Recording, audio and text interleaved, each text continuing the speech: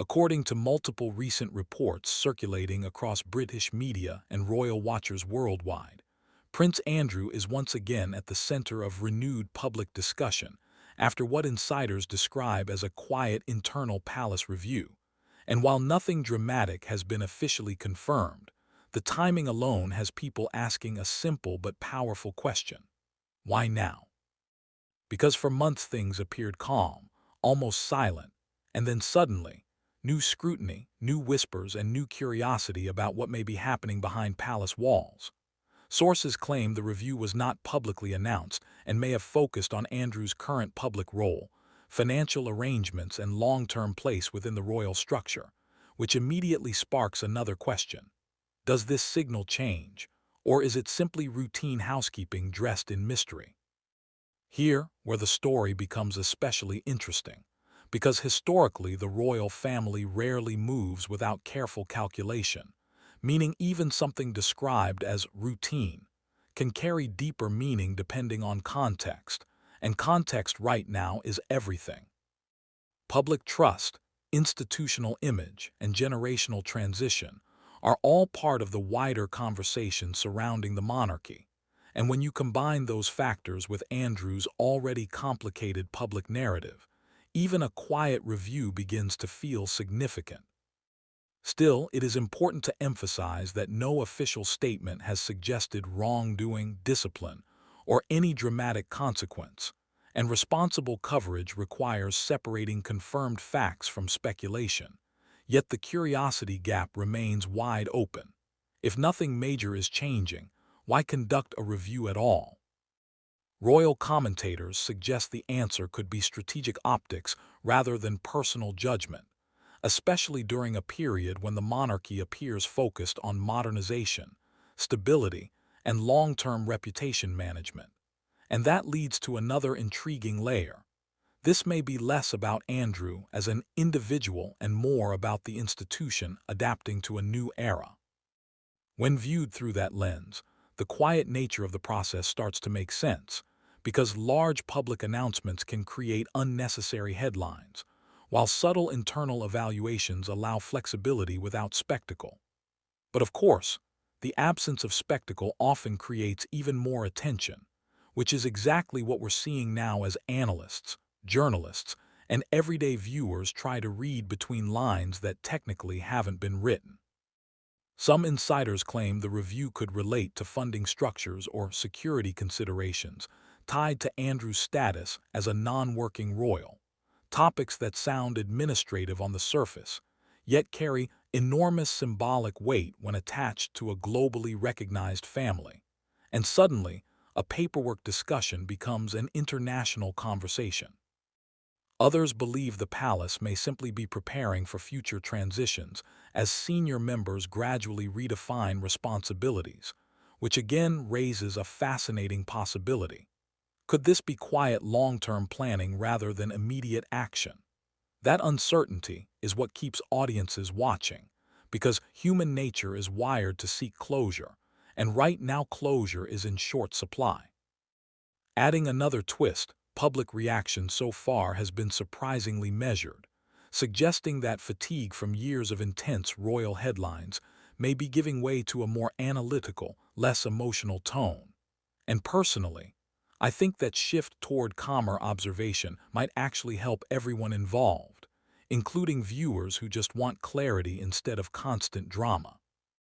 Yet even calm curiosity can build momentum, and momentum is exactly what turns a quiet internal review into global news coverage overnight. Historically, moments like this often become turning points only in hindsight, meaning we may not understand the true significance until months or even years later, which makes the present moment feel like the opening chapter of a story still being written. And speaking of chapters, one detail drawing attention is the word quiet, because in royal communication silence is rarely accidental. It can signal sensitivity, caution, or simply a desire to avoid overshadowing other major events, all of which are plausible explanations according to commentators. But here's the small insight that changes how we see everything. Sometimes institutions choose silence not to hide information, but to prevent speculation from growing faster than facts, an ironic strategy that occasionally produces the opposite result. So where does that leave Prince Andrew today? Officially, in the same undefined position he has occupied for some time. No formal return to frontline duties, no dramatic public confrontation, just a continued presence balanced carefully between visibility and distance. Unofficially, however, perception continues evolving, and perception in modern media landscapes can matter almost as much as reality, especially for historic institutions built on symbolism.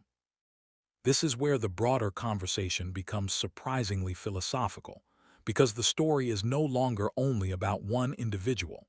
It's about how centuries-old traditions navigate a digital age where every quiet decision becomes headline speculation within minutes.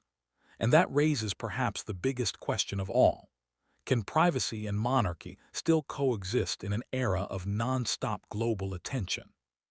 Some analysts say yes, arguing that measured silence preserves dignity, while others argue transparency is the only sustainable path forward. And somewhere between those two viewpoints sits the current situation, unresolved, unfolding, and quietly compelling.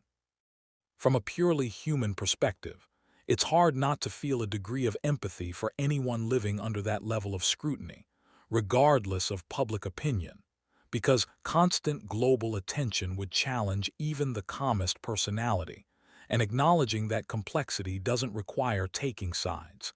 It simply recognizes reality. At the same time, public institutions inevitably face accountability questions, which is why even a discreet internal review becomes legitimate news discussion rather than private family business. And balancing those two truths, personal humanity and institutional responsibility, is exactly what makes this story so layered. Another subtle but meaningful clue lies in timing. As the monarchy continues adjusting to generational change, evolving public expectations, and shifting global perception, meaning every administrative decision now carries symbolic resonance whether intended or not.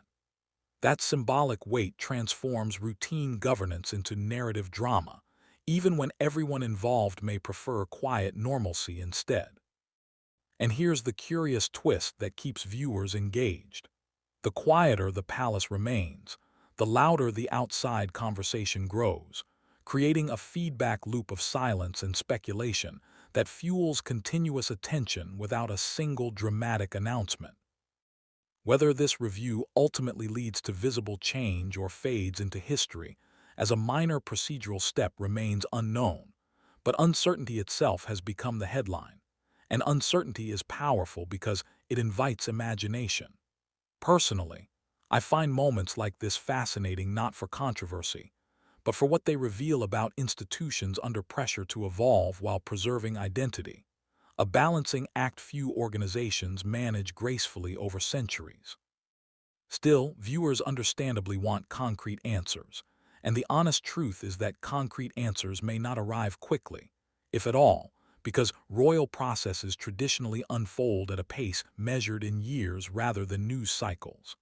That slower rhythm can feel frustrating in an instant update world, yet it also explains how the monarchy has survived dramatic historical shifts, by moving carefully when everyone else rushes. So the real takeaway right now isn't scandal or resolution, but transition, subtle and incomplete, like watching clouds move before a storm that may never actually come. According to palace observers, the coming months could clarify whether this review represents quiet closure, gradual repositioning, or simply administrative routine that briefly captured global imagination. And until then, the story exists in a rare space between significance and normalcy. And maybe that's why it's so compelling, because we're witnessing uncertainty in real time rather than neatly packaged history, which means every small update feels meaningful even when nothing dramatic occurs. For now, Prince Andrew remains a figure defined less by official announcements and more by unanswered questions. And unanswered questions, as any seasoned news watcher knows, are the most powerful hooks of all. The next development, whenever it arrives, will likely appear quietly at first, perhaps just a short statement or subtle shift in public role. But the interpretation of that moment could echo far beyond the palace, shaping conversations about tradition, accountability, and the future of monarchy itself. Until then, the silence continues. The curiosity grows and the world keeps watching, not because of confirmed change, but because of the possibility of change.